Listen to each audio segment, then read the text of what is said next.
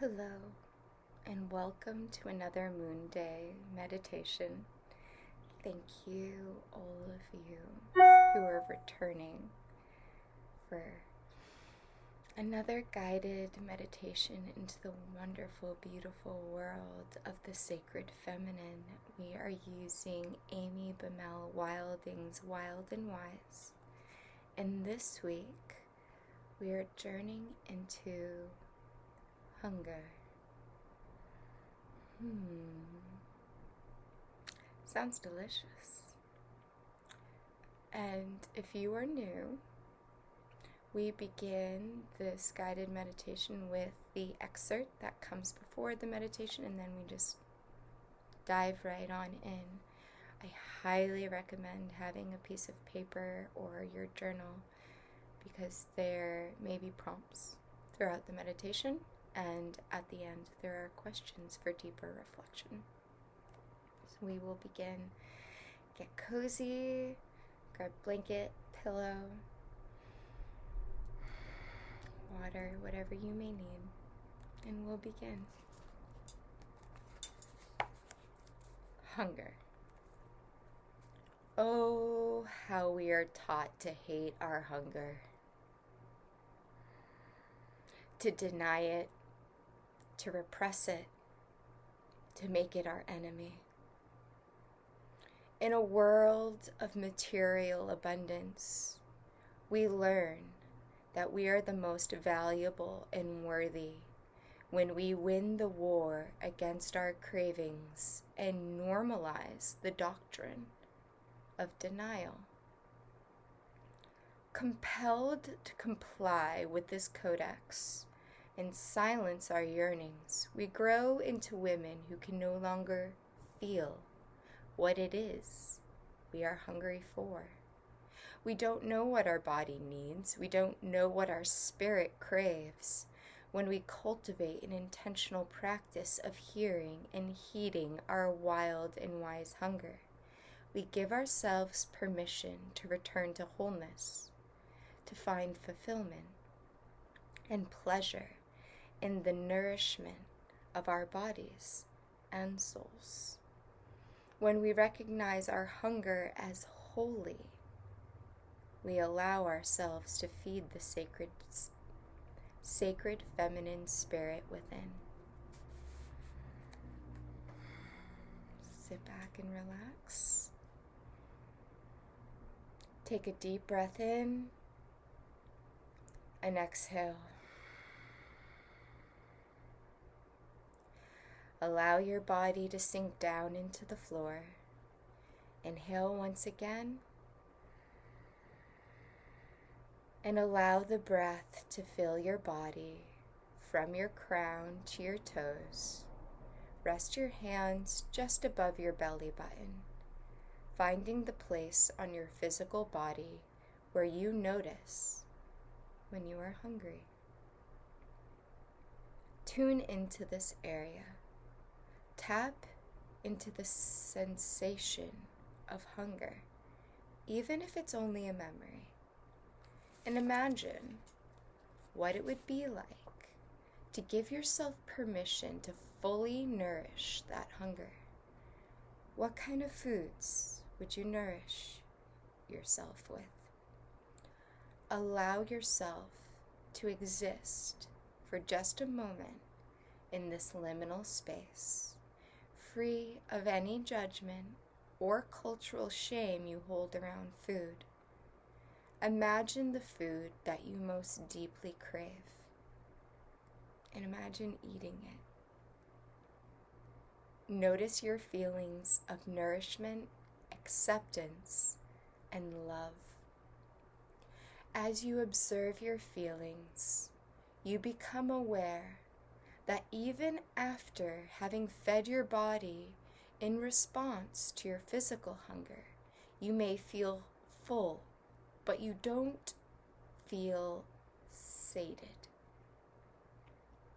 With curiosity and openness, you shift one hand to your heart and realize the hunger you feel is not centered in your body, but rooted in your heart.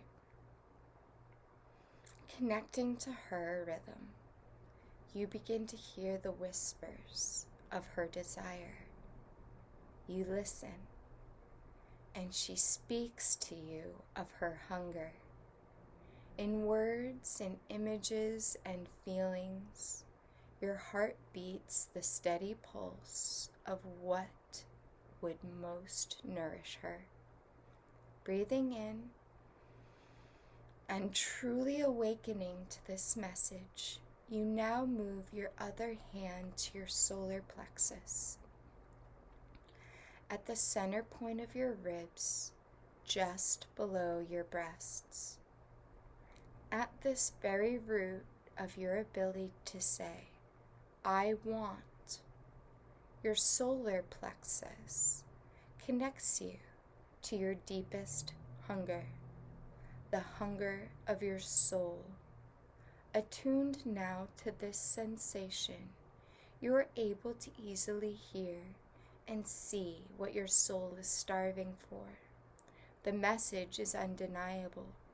You feel it in your body as an ache that you can no longer not be aware of.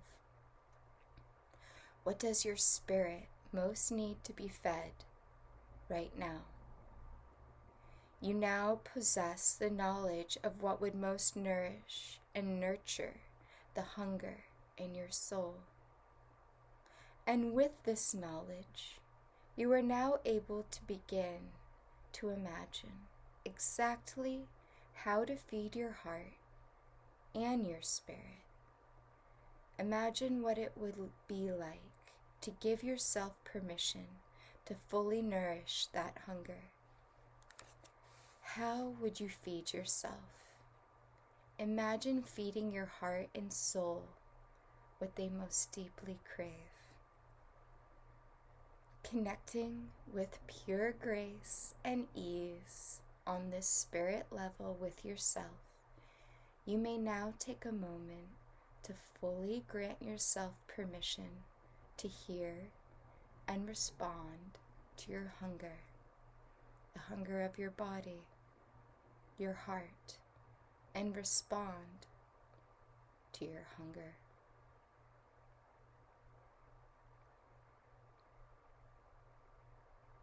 The hunger of your body, your heart, and your soul.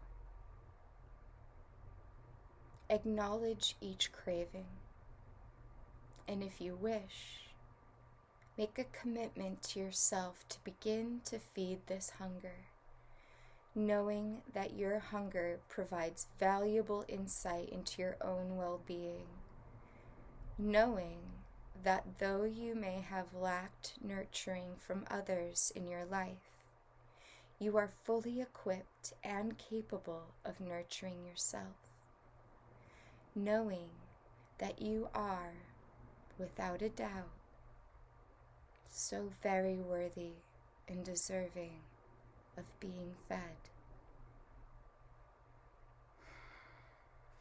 With both hands over your heart now, take a moment to receive the gratitude offered by your heart, body, and soul. Gratitude for your willingness to hear and see and feel their hunger. Gratitude for your commitment to nourish and feed yourself. With a deep breath in, begin to move your body. Bring yourself slowly back to this moment. Welcome back.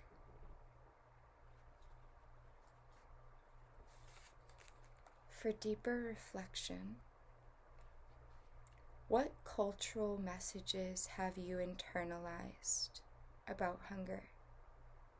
In what ways are you currently preventing yourself from aligning with your yearnings? What would it feel like to give yourself permission to cultivate a practice of honoring your cravings?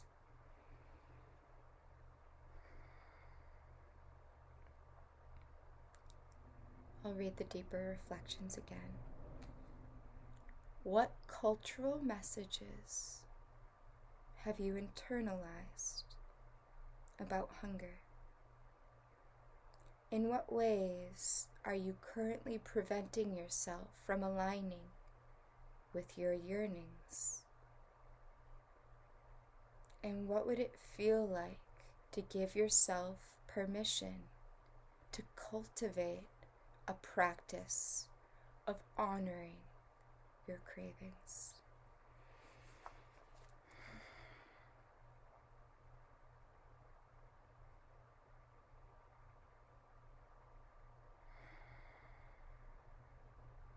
I'm just sitting with that.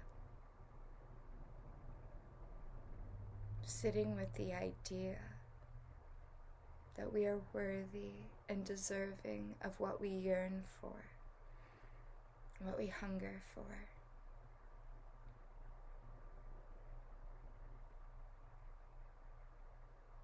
And that denial was a tool of the patriarchy to keep us small.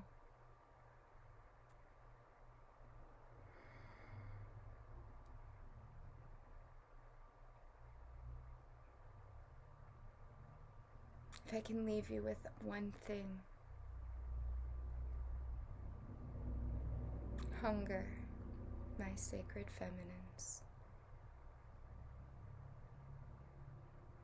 Desire, and then go after it.